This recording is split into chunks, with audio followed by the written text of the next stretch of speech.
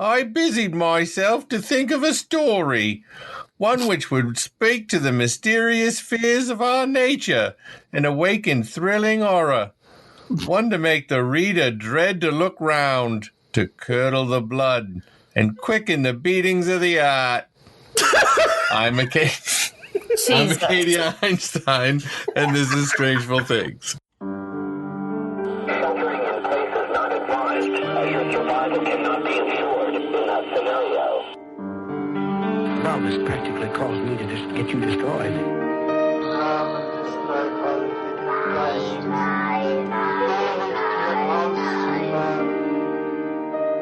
Unsolved, unresolved, and super complicated. Strangeful Things. Wow. That was beautiful. Beautiful is one way to put it. Beautiful, governor. It was beautiful.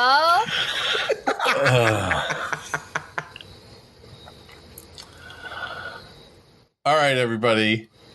Welcome to Strangeful Things. I'm Acadia Einstein, here with Mells and Shooey. How are you, fellow companions? Oh, I'm doing fantastic. Yeah, I'm doing fantastic. We're almost at Halloween, and I'm ready. Yes. Even though I don't know what that entails quite yet, but I'm excited that it's Halloween nonetheless. That's true. Yeah, like did you overbuy? We totally did. Yeah. Because it's like, what happens? It's a Saturday. You have no freaking idea. And I don't want to be the house that runs out at like 1 o'clock or some crap. No, but you're going to end up being the house that has a fucking 2-foot stack of mini Twix wrappers on your coffee table while you do full size, baby. Full size. Man, you're. So I'm gonna be down in Snickers and whatever else is left. I love it. You are that fancy house that all the kids want to hit up. Full size bar. Full size bar. Next week, your new and good is going to be, well, they took my foot. From the diabetes. I can't fit through the door to the bathroom anymore. Oh, Shooey won't be with us recording because he ate all of his Halloween candy. Oh. Yeah. I'm just going to throw mine out in the street. Well, I thought you had that whole invention that you came up with. Oh, I do. I mean, after, if there's any left over. I actually went one thing further, and I bought from Oriental Trading, which I don't understand why that still gets to be called Oriental Trading. But anyway. Okay, that's true because ramen noodles had to change their flavoring from Oriental flavor to soy sauce flavor. Yeah, which I don't know if that's much better to be called soy sauce flavor, but... Well, I ordered mini, little pumpkin bags from Soy Sauce Trading, and so I'm going to put the candy in those. That way it's all nice and even when I send out my little carriage. Very good. Yeah, see, I don't know how to do it because... we usually, you have the big thing. We usually have a skull that has all the candy in it. And you just say to the kids, take one thing. But I don't want to have to hand them. I don't want to have gloves on all day. It's all I don't know what the freak to do. If you want to only have to do it once, those things that the boxing gloves go on, those big things that make it extend. Yeah. Oh yeah. All right, so you put one of those. You put the candy dish on that, and you hide it under your coat. And when you open up the door, you open up the coat, and the thing shoots out. That's right. The parents will be like, "Did you just dick shoot some candy at my child?" I'm glad you said that. I thought to myself, I don't know if you want to be opening any trench coats to kids on Halloween. Right. Yep. Then you only have to do it once. Then then the only other people that will come to the door are the police. Exactly. Small price to pay. Well, since it's the last show before Halloween, I mean, people will be listening to it after Halloween, but maybe Halloween will be so scary that it carries over.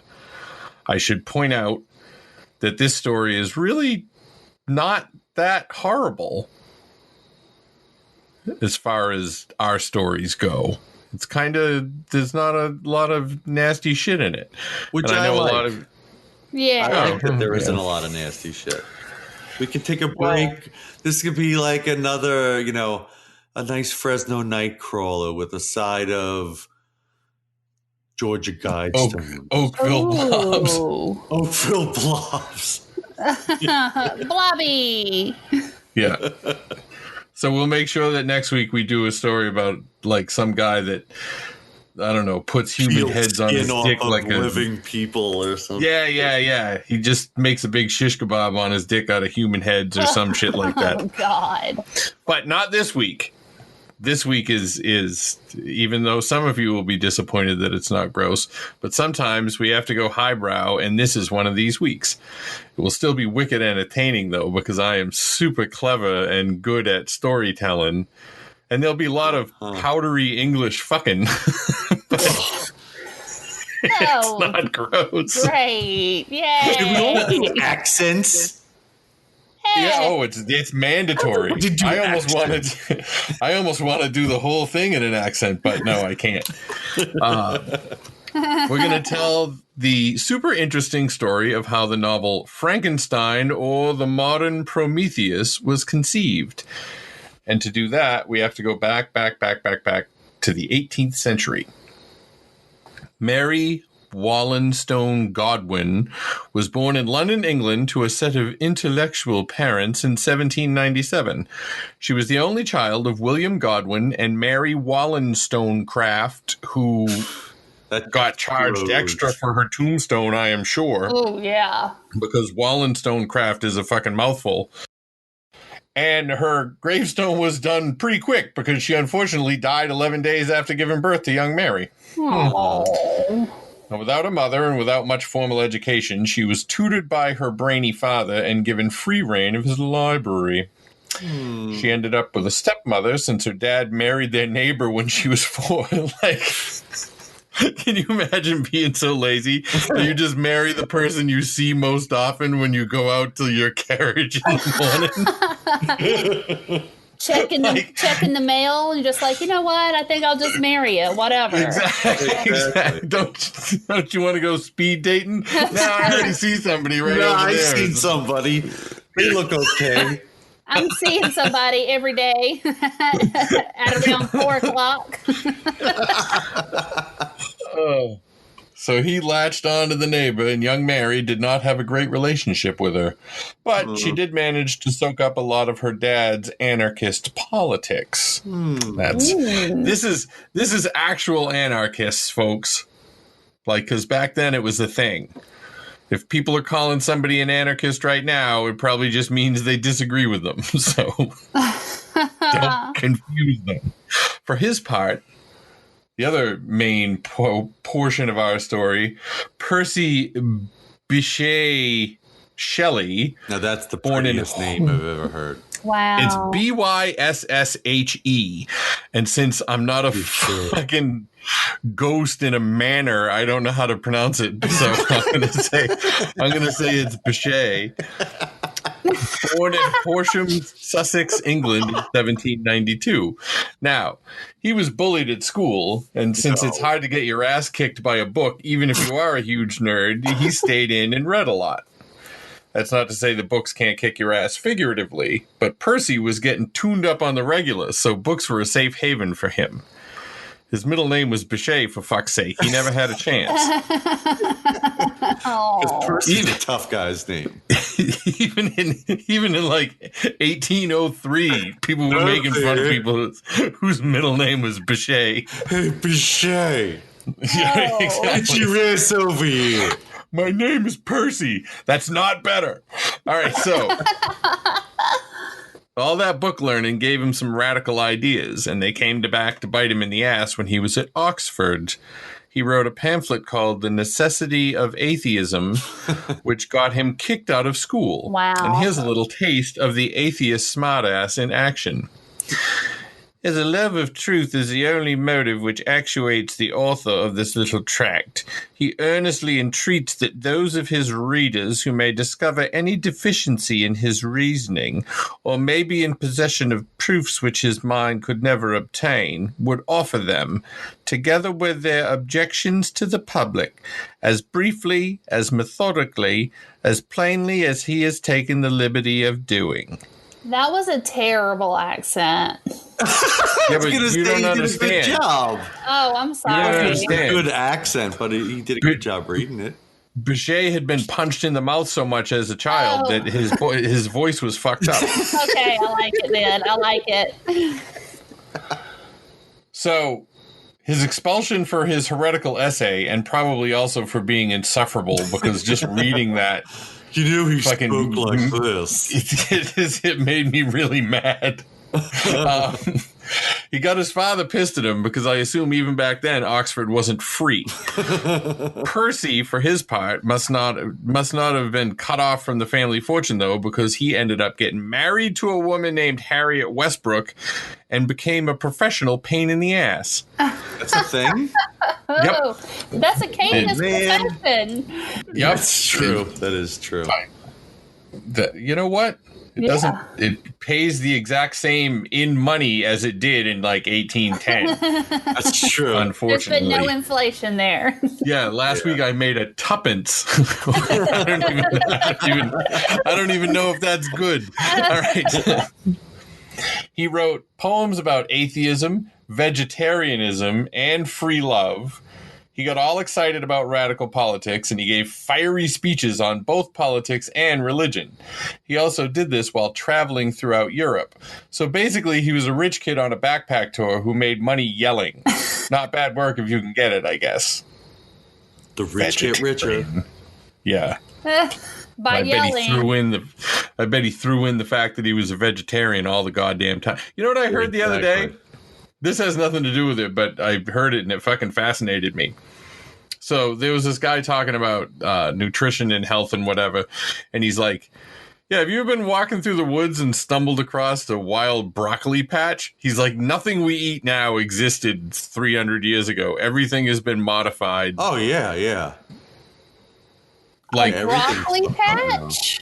Yeah, you go out in the woods. There's nothing you can eat. What are you going to eat? A pine cone? Like even the fucking vegetables we eat they might as well be chickens. They're all specialized. Yeah, they're all completely, they've been modified so much. And you can still taste the difference between when we were kids and now and shit. Apparently, potato in French is close to the word apple, because apparently apples were basically sky potatoes. Sky potatoes. Well, think of how many new kinds of apples there are in the last 10 years. That's true. That's true. Like Gala apples, Honey Crisp apples, all these freaking crazy ones they have now. Granny Candy apples. Today on Apple Names. The granny Here apples on the wear Apple really, Connection. yeah, the granny apples wear really big underwear. Bloomers, in fact. Yeah. All right, this is deteriorating. Back to the. What's the story 19th about? I don't even remember. All right. Now, Something one of smart. Percy Shelley's intellectual heroes happened to be our own William Godwin. Remember how I told you Mary's parents were brainy? Well, here is the payoff for that little tidbit. Shelley made a pilgrimage of sorts to see the smart fucker, and while he was getting his brain full of high-minded thought nuggets, he was getting his pants full of desire for 16-year-old Mary's shirt nuggets. Yikes. You're gross. Well, that's what I'm talking about. Like, it's not as bad as the Blair Witch where, like, the fucking 45-year-old teacher was just waiting for the girl to turn 12 or whatever it was. But it's fucking close. I guess a 22-year-old getting a boner for a 16-year-old is pretty gross and horrible. But this was olden times. Yeah, in olden times, this is what we always did. Well, I mean, But back then, the 16-year-old girl or the 14-year-old girl didn't desire getting married any more than a 14 or 16-year-old girl would want to get married now. They just had to. Yeah, that's true. And they had to marry old, gross men. Ugh. At least the 22-year-old's not too bad. No. Yeah, that's I don't know. It's not that bad.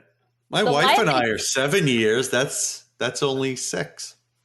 Well, the life expectancy of a 22-year-old was only about 10 more years during these times.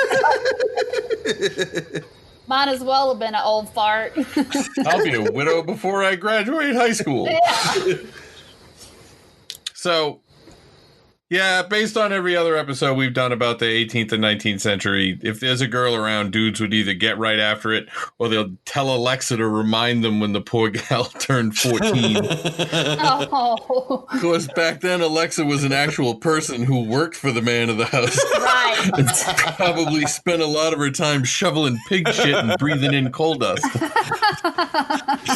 At any rate, gross Percy Shelley decided he wanted to pitch woo with young Mary, who was, for her part, super into it.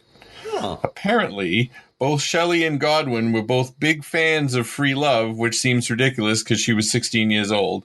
It feels like it was just like an excuse from Shelley, like, oh no, she was into it, man. Yeah, like how into it could she be? Right, like I don't know. I don't know. I'm sure you read a lot because there was nothing else to do back then. But maybe she heard her father giving it to the neighbor all the time. Oh, God. That could have been. Did you see this Sunday paper? Oh. That's right. Oh. He was rattling the chamber pots or whatever they did. Rattling the chamber pots. That's disgusting. Yes. That's so fucking gross. Oh, God. After I took a dump in it. Oh, that's just disgusting. Oh, Lord. So Shelley was gross, and I mean, he was super gross because he started fucking around with Mary while he was already married and had a kid. Remember, I said that he got married, but he never got unmarried. Oh, man. Great. In 1811, after he got expelled from Oxford, he ran off with Harriet Westbrook. Right. Strangely, Westbrook was 16 at the time. Fucking pervert. And even the marriage itself is sort of a sham. He admitted that he didn't love her and he didn't really believe in marriage at all, but liked the idea of melding a really noble soul into all that can make its nobleness useful and lovely. Okay, I can see why he got punched in the face a lot then. Oh, man. See? I would have punched him in the mouth for that. Ugh. Insufferable. Now, for my part, I have no earthly idea what the fuck that sentence meant, but he said it, and he also managed to shove a baby into young Harriet, who gave birth to Ianthe, Ianthe. So it sounded like I just had a stroke, but it's not. Her name is Ianthe. Okay. Shelley on June 28th, 1813. Ianthe, which is actually a pretty name, I think, was commonly called Eliza because nobody could say Ianthe. Oh. I don't think that's better, though. Yeah, that doesn't make any sense. Somebody who used to work for me was named Eliza, and I liked her a lot, and she texted me on my birthday. Was She her was real super name cool. Ianthe? No, it was Eliza. Oh. I should have called her Ianthe. Anyway, Ianthe went on to have 6 kids of her own and doesn't come up in the story again. Her significance is that she was born before Shelley met Mary, and she had a cool name. At any rate, Shelley was a fuckwad who wanted Mary to bang other guys, but she only wanted him. And I'm thinking that she probably didn't get out all that much, seeing as she was 16 fucking years old. Where was she gonna go? Those under 21 clubs were big back then. Yeah. Oh, yeah. Oh, we're gonna go to the Max. Did you see where Saved by the Bell is coming back? Are they really? Yeah. Yeah, they are. It's going to be on Peacock or whatever. Yeah, it's going to be terrible. But anyway, I think the all Max. these other reboots of like 30 or 40-year-old shows have done great. Yeah, 90210. There's been so much crap. I want to drink Virgin Shirley, just virgin rum and cokes. That's just a Coke, sir. Yeah. Yeah, but put a bunch of cherries in it so I burp acid. Mm. Speaking of fucking around, let's talk about Lord Byron, the other person in our story. He was born with a club foot on January 22nd, 1788 in London. No. Which Interestingly, club? Like a driver? yes, it was. No, it was a putter. Golf humor! If it had been a driver, he would have been extra cool and probably made it on the soccer team. But instead, Football. he had a putter foot, which just meant he couldn't do anything with it. His mother was a Scottish heiress named Catherine Gordon, and his father was a dude named Captain John Mad Jack Byron. All right. Yep, Mad Jack. Byron was actually born George Noel Gordon, as something to do with the marriage meant that Mad Jack took his wife's family name. And apparently he didn't like it very much because he was always gone, forcing the mother and her child to Aberdeen in Scotland. There they lived over a perfumer's shop and didn't have much money. That, of course, did not stop old. At least they smelled nice. Yes, the smells wafting up from the perfumer's shop that they used instead of soap. Oh. I'm cake with shit, governor. All right, well, we'll just pack some more perfume around it. Perfume Here. on ya.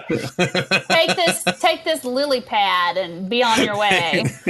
Put some powder on your ass. Just hit him with a big powder puff and charge him a shilling. So, they didn't have a lot of money, but that didn't stop old Mad Jack from coming around to beg for a few bucks from time to time. What did stop Mad Jack, though, was his death in 1791, which might have been a suicide. Oh. I suppose I should have dug in a little more into Mad that because, Jack. yeah, might have been is a little too provocative. I should have done a little more. Yeah. Technically, it might have been a snake orgy gone wrong or a cannonball to the face.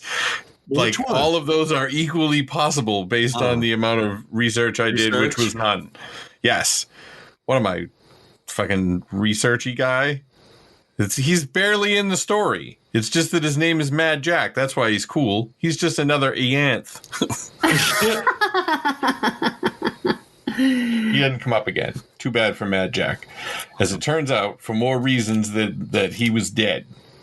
When the young lad, Byron, was in Aberdeen Grammar School, his great-uncle died, which made little George Noel Gordon Baron Byron of Rochdale. Wow. Ew. Now, he wasn't Baron Gordon of Rochdale because in 1798, he's officially titled Lord Byron, and he and his mom get to move to Newstead Abbey, which was the ancestral home of the Byrons. So at this point, their money problems seem to be over, and they are ensconced in this fancy house. Huh. I wish I could Which, be of course. ensconced.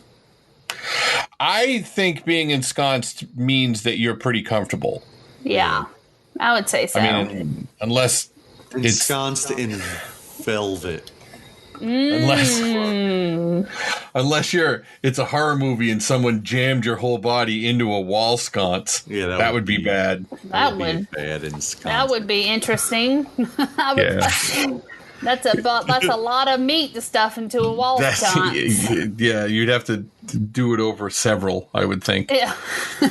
Now, the house, this Newstead Abbey, it still exists because it's England, and you can go there if you want, because according to the website, it has been classified as good to go, mate, by the tourist organizations of Great Britain and Northern Ireland. So you won't get the Rona if you want to go see where Lord Byron used to shit. Now, There is somewhere I can take my wife. that's right. Rattle them chamber pots, I was baby. about to say, make sure you pack your chamber pot. You're on the Back in the way. chamber pot.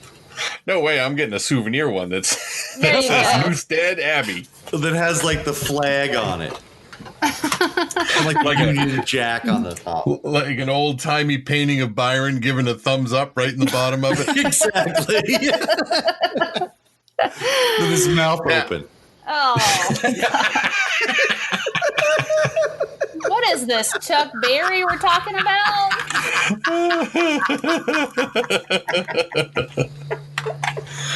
Now, Kitchen governor. in 1803, Byron got the huts for a neighbor girl named Mary Chaworth, who also happened to be his niece. But she didn't care for the, quote, lame, bashful boy lord, and married someone else. And did I mention that she was his niece? Couldn't even nail his niece. Just lame. Because he couldn't catch her because of his putter Got foot. no game. Acadia, that was terrible. I'm just saying. We could do a whole show on Byron by himself, but we're not going to because this isn't fucking Poetry Corner. Well, maybe we should do a poetry corner. Maybe that could be like chill time. Poetry corner, Acadia. Okay, everybody. Right. It's Strangeful, patreon.com/Strangeful. If you want Poetry Corner, go to the Discord and tell us. And we'll do some poems for you. But take your time. You don't have to do it right away because we don't want to blow all the circuits. Yeah, that's right. We don't want to overload the system. Operators are standing by, but we don't want to overwhelm them. Yeah, exactly.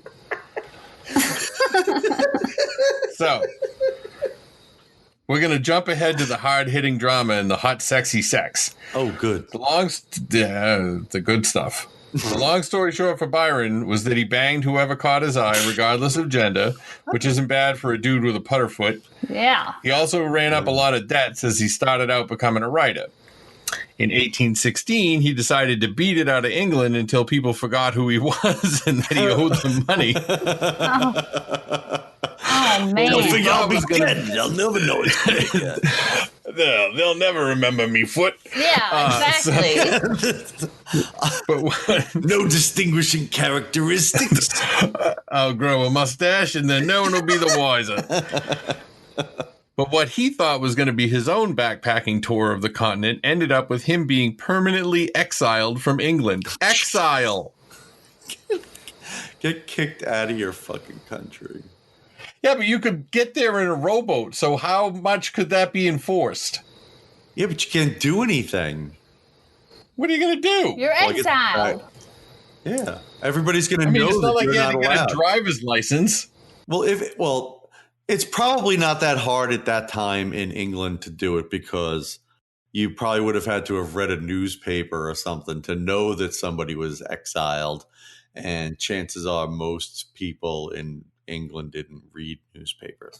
Right. Most people found old newspapers and built houses out of them. Exactly.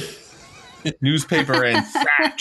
Now, I hope that folks from Fan Critical don't hear this because they're going to give us an earful.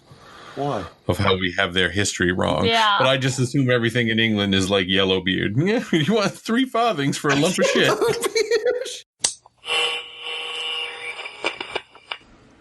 Hey there, it's Acadia here, and my partner, Hannah Selector, is going to tell us a little bit about the show we do together. Do you like horror movies? Stephen King? Ranting and raving? Join us for a meeting of the Castle Rock Historical Society. Tuesdays, wherever you listen to podcasts. All right, so this brings us to the unfortunately named Claire Claremont. No, I hate when parents do that. Oh. Don't name your kid Tommy Thompson or Willie Williamson or Leonard. Oh, I had a guy, my baseball coach, his son in farm league. His name was Peter Pierre. No. Oh, for fuck's sake. That's terrible. Hey, Peter. Pumpkin eater. How do I couldn't give a...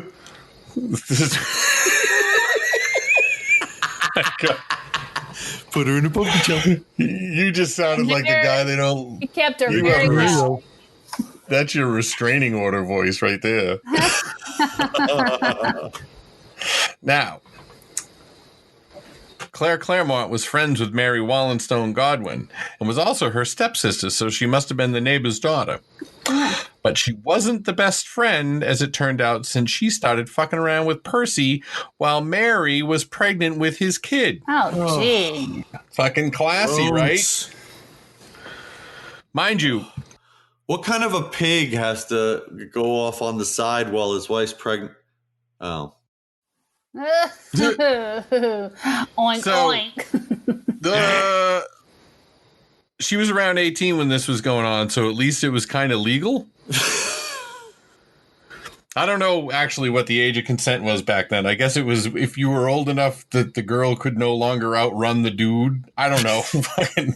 People are fucking gross. Yeah. Yeah, they are. Anyway, Claire got tired of Percy and developed a crush on Byron. This was before he left England. She pretended she wanted advice on how to become a poet and wrote him letters every day. Byron eventually said why not and started banging her because he was Byron and that's what he did. And when he decided to beat it out of England, she followed him and brought Percy and Mary with her. What? Mm-hmm. Yeah, fucking people. What? I don't know. So, It was olden times. If you were Okay. going to go somewhere, it would be like, well, this is a where were year of my Mary's life. Where were you? parents? Oh, old man Godwin? Yeah. He was They're busy. cool with this? He was busy rogering the neighbor lady and being an anarchist. He was probably throwing bombs into Parliament with Guy Fawkes or some shit. I don't know where he was. That's irrelevant at this point. That's right. Yeah. So Mad Jack. So what nobody but Claire knew at the time was that Lord Byron had slammed a baby Byron into her. Oh, God. You have one couple, a gal the guy from the couple cheated with, the whore Lord Byron, and the extra spice of her being pregnant. Now that's some convoluted shit going on there for a fucking vacation. That's And you know a how they say if you soap really want to opera. see if you really want to find out if you should be with somebody, travel with them. Yeah, that's true. Look at this fucking shit show they got going on. It's come to town. That's right. The summer of 1816, which is when they all went to the continent, was shaping up to be something else. They all went to Geneva, Switzerland, eventually to a place Byron rented called Via Diodati. It, being Swiss, also still exists. So if you want to go to the place where all the rest of the story goes down, you can. But it won't be as cool as it used to be because it's been split up into luxury apartments. Ooh, fun. Imagine a fucking place that was built so that fancy people could go rent it in 1816 and they just went, should we tear it down and build something new? Nah, this is fine. Just leave it and we'll fix it up later. Like, for fuck's sake, the what's the oldest thing in America? The Liberty Bell? Yeah, pretty much at this point. Christ. Well, Liberty, yeah, all that stuff. Yeah, but yeah, that's how shit's done now. Like in the last 40, 50 years everywhere. Like it's like when a building gets old, you tear it down and put a new one in. Everything's disposable. They pay paradise and put up a parking lot. Look at that. Ooh, baba. That wasn't TikTok. Oh, you know what? We've been TikTok free so far. Yeah. I know. I haven't been on there like I have been. Oh, Mells. I'm slipping. You haven't? I'm slipping. Come on. What are you doing? Paying attention to your life and getting ahead? Trying to be present. For fuck's sake. Trying to be in the moment. Yeah. I'm just glad I have a job. It was funny. Now that I have a job, I'm like, well, I guess I have to go to work. Hooray! I'm so excited about it. I'm sure that soon I'll be pissed, but right now I'm all happy. I'm glad. Good. Weather-wise, 1816 was known as the year without a summer. Ooh. Mount Tamboro in Indonesia erupted in 1815, spewing giant clouds of volcanic ash into the atmosphere. These served to obscure the sun, cause more rainfall, and colder temperatures. So basically, the weather during the week you take your first vacation in 5 years. But it was for the whole summer. That sucks. Thing. Yep. Now, we know about the volcano as us, but nobody in Europe did. So they just thought it was the devil or some shit. Like, Yeah, have no idea. That's scary. Right. Byron even wrote a poem about it that summer called Darkness. While I was banging you in the dark. Good. Hey, that was good, Shooey. Thank you. I had a dream, which was not all a dream. The bright sun was extinguished, and the stars did wander darkling in the eternal space, rayless and pathless, and the icy earth swung blind and blackening in the moonless air. Morn came and brought no day, and men forgot their passions in the dread of this their desolation, and all hearts were chilled into a selfish prayer for light. So it goes on like that for a really long time, and it has way too many colons and semicolons and not nearly enough periods. I feel Also, I sad can't after that. figure out what the fucking rhyme scheme of it is, except none. There isn't. This is the What about haiku. ABA? It's a lot of haikus put together. Yeah. So, let's just agree that the weather that summer was terrible, and it was Indonesia and their very rude volcano's fault. Rude. So, the Shelley group, Mary would not marry Percy until that December, but she still called herself Mrs. Shelley anyway, considering that he had already knocked her up. Consisted of Mary, Percy, Claire, the harlot, Mary, and Percy's son William. Mary described who was from the original wife. I'm I so have no me? idea what's going on. Oh wow. I have Now no idea what's I'm going on. wait, Mary the kid? Mary and Percy's son William. Right. But he had a kid with the other. Oh, I guess he didn't come. He had a kid from the first wife. I gotcha. Okay. Remember, he was married this whole time. That's right. Right. That's right. Declare. Because he's a right? shitbag. Yeah. No, Claire is the name. Claire's the harlot. stepsister that fucked Oh, Byron and that's is right. pregnant. Right. God, keep it straight. Sorry. Just because these are fucking typical white ass people names doesn't mean we have to mix them all up.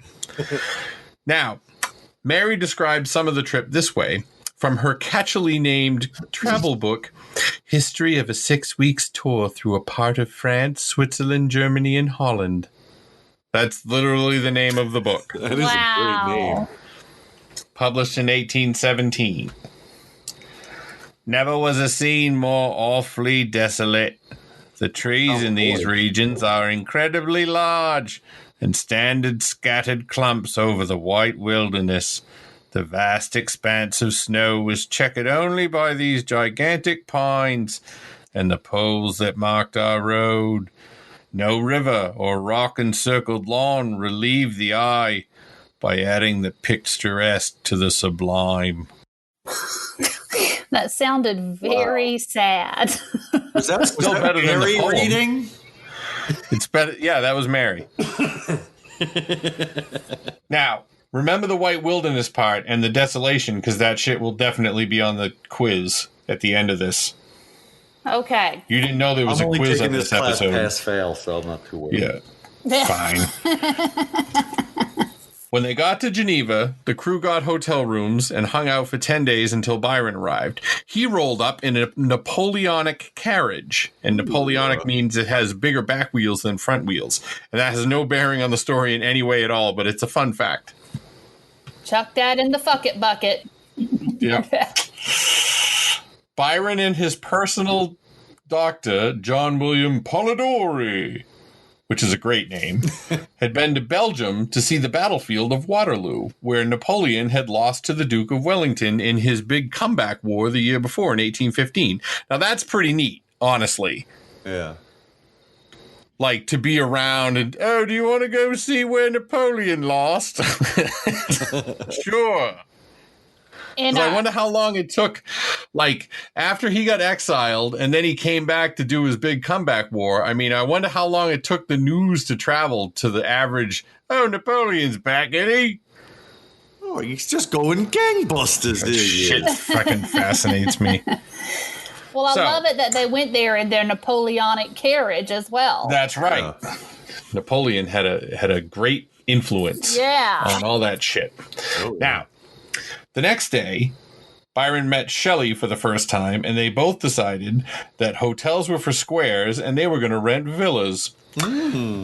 Shelley got one called Montalegre, and Byron the previously mentioned Villa Diodati, where the poet John Milton once stayed. So, take John that. Milton? The John Milton. I actually saw John Milton's grave because I've been in Westminster Abbey. Ooh, again, you're so fancy. I am pretty fancy. So, since the weather was too shitty for them to go sailing on Lake Geneva, the whole gang spent a lot of time hanging out at Byron's place. With thunder and lightning and rain being the rule rather than the exception, they had wonderfully clever discussions about all manner of things. According to Mary, many and long were the conversations between Lord Byron and Shelley, to which I was a devout but nearly silent listener. During one of these, various philosophical doctrines were discussed, and among others, the nature of the principle of life, and whether there was any probability of its ever being discovered communicated. That is. What? Your voice is spectacular. I That's know, like the I'm- Eric Idle woman's voice or something. Listen, I am mesmerized, okay? Goddamn right. And that was lofty. That was very lofty. Wow. So they were having all these in-depth conversations or whatever, but don't forget how much Claire wanted to fuck Byron. And Dr. Polidori. So they were doing what tried- normal early 20-somethings do. Yeah. Because they were all super young. Yeah, so this was like us in fucking college having these stupid conversations about fucking God and the world and Except that they were in big fucking villas on Lake Geneva, and we were in a fucking place where we were in a bar spent somewhere. we spent like 4 hours trying to get a cigarette that fell behind a radiator because it was the only one we had. Oh my God, that's great.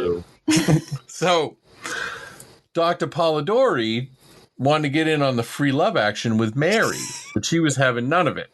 So basically, it's a bunch of horned up nerds shut up in a house because it was raining. One night, they were reading from a collection of German horror stories called Phantasmagoriana, which is a great word. Yeah. That is a great. The turn to the spooky led Byron to suggest that they all write their own ghost stories. Now, there's a couple of things that need to be taken into consideration here, though we don't have proof of them.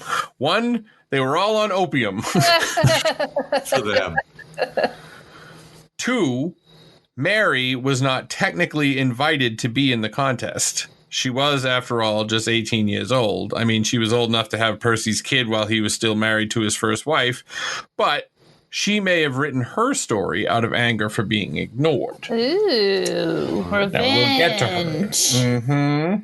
We'll get to her story. But there was another thing written on that trip which is not insignificant, even if it is not nearly as well known. Good old Dr. Polidori, who had wanted to examine Mary, had become inspired. Well, she was 18 at that point, so whatever, fair game. Yeah, but How old's the still. doc? He's a doctor. He was 73. I don't know. So he wasn't like early 20s. He's old. He's like, come here. Let's go, toots. My tooth fell out. All right.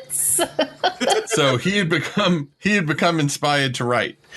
And one night, this didn't all happen the same night because they were writing shit with feathers or whatever, so it took a long time. Byron read some of the Coleridge poem Christabel. Christabel is about a sweet girl named Christabel who goes out in the scary woods to pray for some reason. While she's out there, she meets a woman named Geraldine. One thing leads to another, and they end up sleeping in the same bed, where Geraldine turns out to be a sort of vampire serpent in disguise called a Lamia.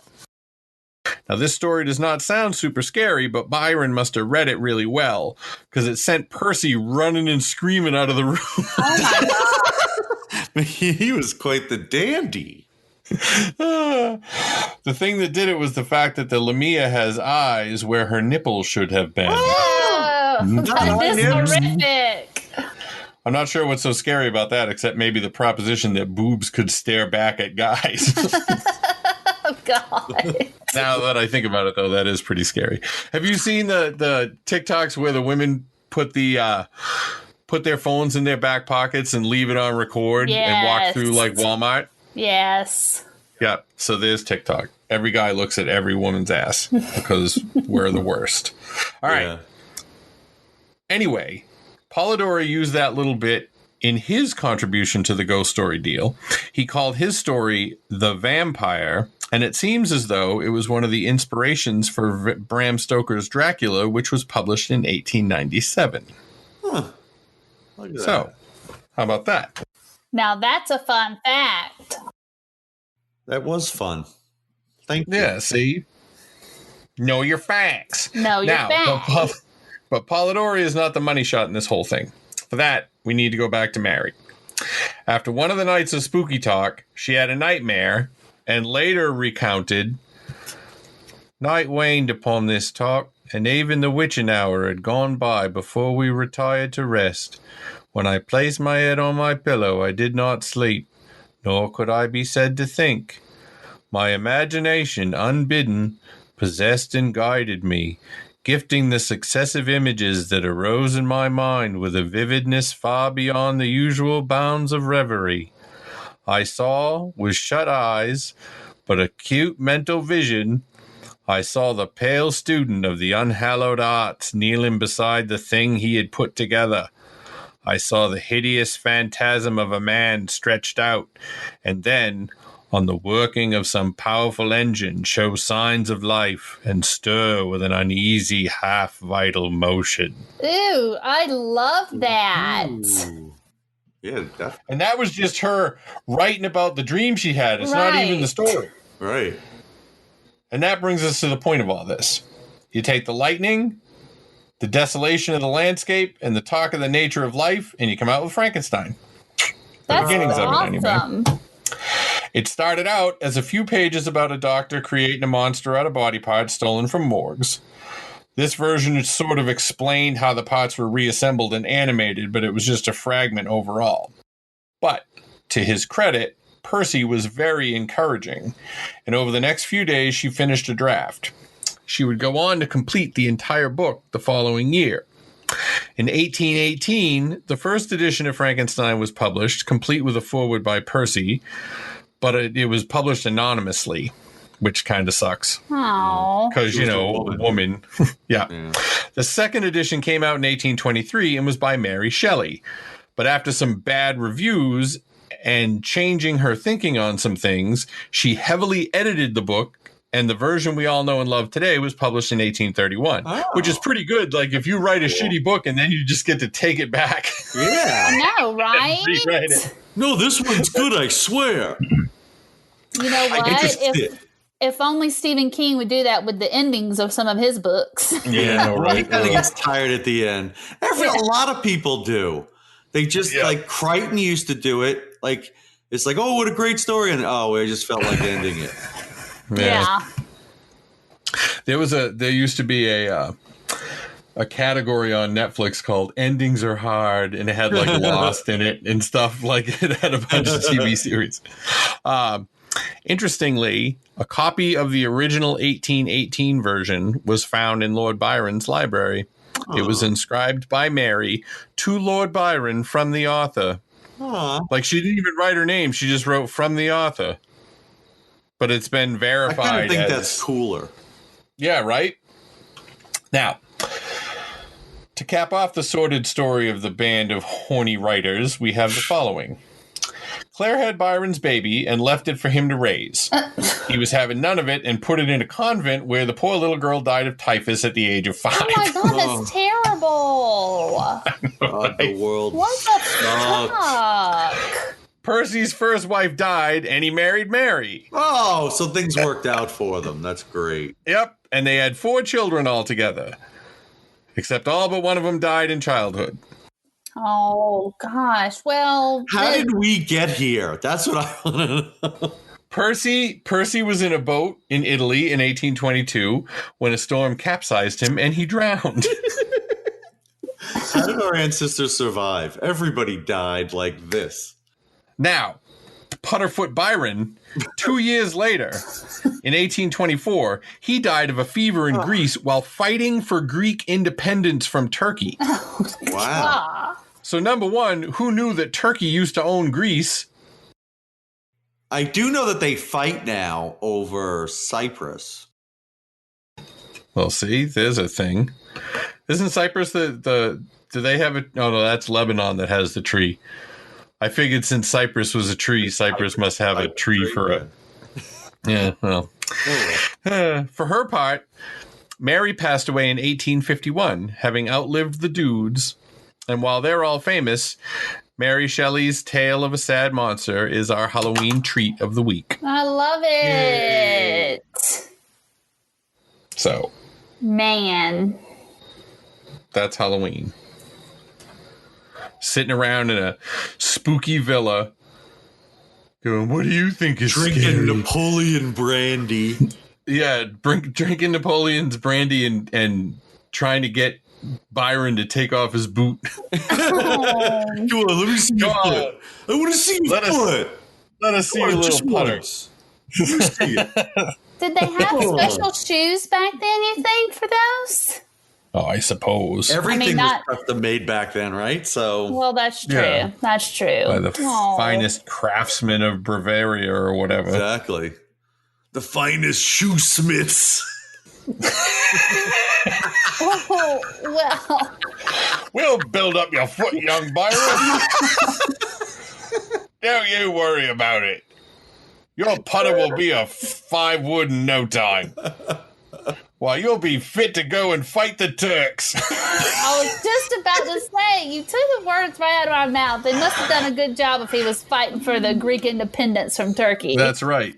Or maybe he was just doing it from a wheelbarrow with someone else wheeling him around. Oh, God. That's terrible. He had like a machine gun. But think of how bad it would be back then. Like, you load it, you shoot. You take a minute loading it while the guy's running around. Yeah, exactly. Serpentine. I'm exhausted. You haven't even shot anything. Oh, shit. Well, I guess that's it for Halloween. Yeah, it is. Yep. Halloween's over, and we won't know. I mean, we'll know by the time people hear this. But we don't know as we're recording it what Halloween is going to be like. I know. Yep. Just stay safe and be smart out there. Yeah, definitely.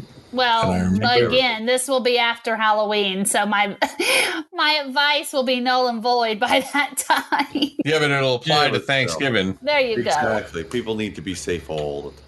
That's right. Stay the fuck home. No one cares about your aunt. And when you stay don't go to Thanksgiving. And you need people to communicate with, why don't you communicate with us?